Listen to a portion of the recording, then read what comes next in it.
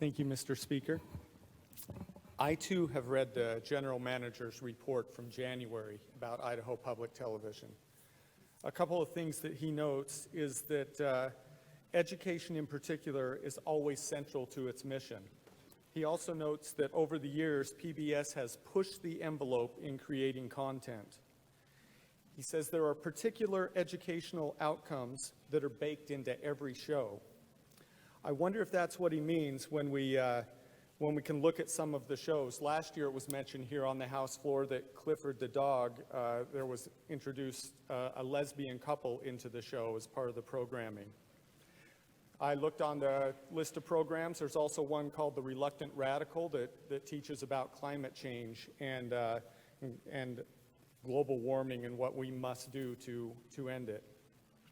I also watched a PBS Kids episode where parents talk about race and racism. Parents, they admonish us that parents should talk to their kids and use words like racism, privilege, and bias.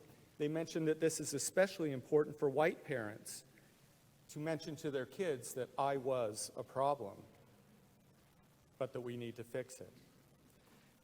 This is just a few examples. We could go on, but the point here is that with public television using public dollars, we should promote a public good, not one that is biased or slanted or that might go against values that we value as Idahoans. We are often told in budget setting, and that's what we're doing here as a body today, is trying to set a budget, that when we're determining the budget, we don't determine the policy, that the policy and budget are separate things, that the policy set, and then as budget setters, we are supposed to fund that. You might be surprised to know that there is no policy about Idaho Public Television. It does not appear in statutes. It's not something we must fund.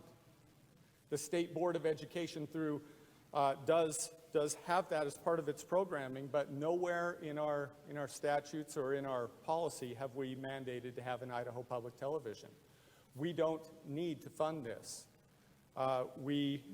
If they have the funds to manage their platform for these educational programming, that's great, through donations. There's plenty of space for them to compete with other programming, but it should be Idaho private television at that point. So I'll be voting no on this budget and look for opportunities to encourage more private programming and use taxpayer dollars for something that we're mandating.